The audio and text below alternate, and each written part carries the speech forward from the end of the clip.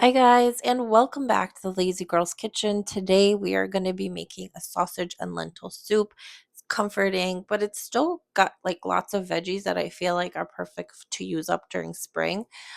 So please check this out. It's delicious, it's easy, and yeah, that's all I got.